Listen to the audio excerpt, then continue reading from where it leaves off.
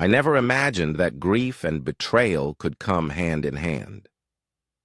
When my mother passed away last year from an unexpected stroke, I inherited the home I had grown up in, a place filled with decades of love, warmth, and memories. Losing her was a heartbreak I wasn't prepared for, but her meticulous planning ensured that at the very least I had stability.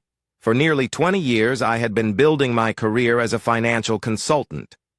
My mother, a former real estate agent, had sacrificed her professional growth to raise me and support my father's corporate ambitions. When they divorced in the early 90s, she chose to keep the house instead of seeking alimony, insisting that a home is more valuable than monthly checks. That decision proved to be one of her greatest legacies. This house wasn't just walls and a roof, it was a part of us. I could still hear my mother's laughter in the kitchen where she taught me how to bake her famous apple pie. The garden, where we spent countless weekends planting her favorite roses, stood as a testament to her love for beauty and resilience. My father, on the other hand, had always been a distant figure. Though he shared custody after the divorce, he never made me feel like a priority. Business trips, networking events, and dating always seemed to take precedence over fatherhood. He showed up for the milestones, birthdays, graduations. But the connection I longed for was never there. When he remarried a year ago, I thought it was just another chapter in his life. I had no idea that chapter would include a plot to take over the very home my mother had left for me. 2 years before my mother passed, my father introduced me to Elizabeth, his new girlfriend.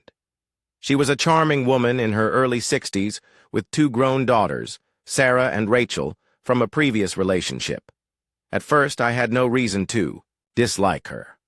She was warm, polite, and seemed genuinely interested in our family. Over time, she and my mother formed an unlikely but cordial relationship. My mother, ever the gracious woman, welcomed Elizabeth to family gatherings, though I sometimes noticed a flicker of sadness in her eyes when my father left with his new partner. She never let it turn into bitterness. "Everyone deserves a chance at happiness," she would say. When my mother passed away, my father and Elizabeth were supportive during the funeral arrangements. Elizabeth helped organize the memorial, her daughters contributed where they could, and my father made all the right gestures. It wasn't until the reading of the will that things took a turn. I was left the house, along with most of my mother's belongings. She had even written a note, reminding me that this home was my safe harbor, but should never be a cage. My father congratulated me, but there was something hollow in his tone. Over the following weeks, he made casual remarks about how he and my mother had chosen the house together, how he had funded the renovations, and how much its value had skyrocketed over the years. Then, about 6 months ago, he called with a proposition. Since he and Elizabeth were getting married, he suggested they stay at my house before the wedding to save on hotel costs. Given that I worked from home and the house had ample space, he framed it as a mutually beneficial arrangement. I reluctantly agreed. At first, it was fine. Elizabeth was a fantastic cook, and family dinners became a nightly occurrence. Her daughters, though quiet, were respectful. For the first time in years, the house felt full of life again. But then, 3 days before the wedding, my father asked to speak with me privately. Sitting in my mother's beloved garden, he dropped a bombshell. They weren't just staying for the wedding. He wanted to move in permanently. "Your mother would have wanted you to have family around," he said with a practiced look of concern. A part of me wanted to believe him. But another part, the one that had spent years watching him prioritize his own needs, told me to tread carefully. I asked for time to think. The irritation that flickered across his face before he masked it with understanding confirmed my suspicions. The morning after the wedding, I woke to a silent house. At first, I assumed everyone was sleeping in. But when I walked into the kitchen, I found a hastily written note. "Gone for our honeymoon. Back in a week." There had been no prior discussion. Of their departure, no heads up, nothing. Their belongings remained scattered throughout the guest rooms. I called my father and Elizabeth, straight to voicemail. Hours later, Elizabeth finally answered.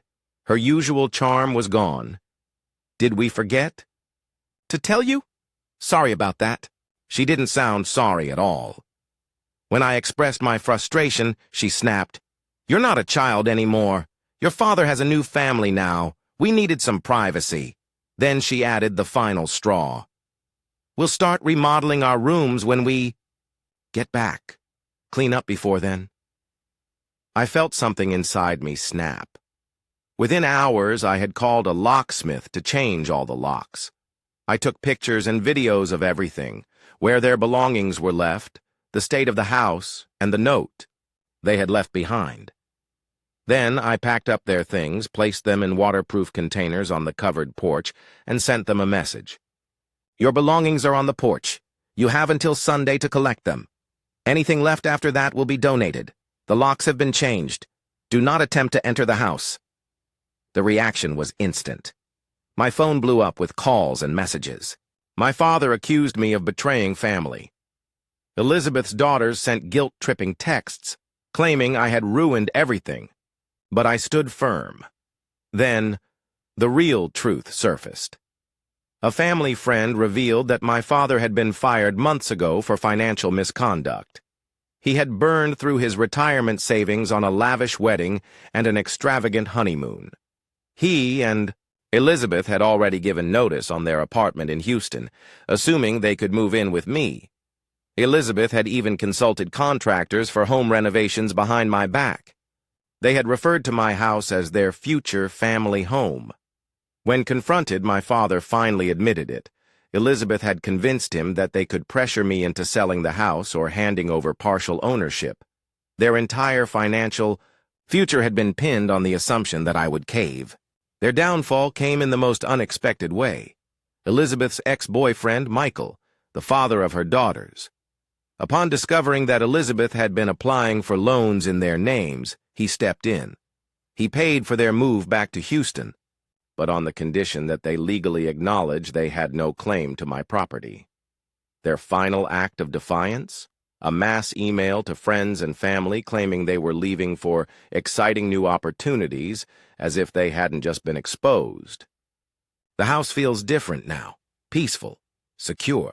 I've started gardening again, restoring what my mother built. My career as a financial consultant has gained a new layer of expertise.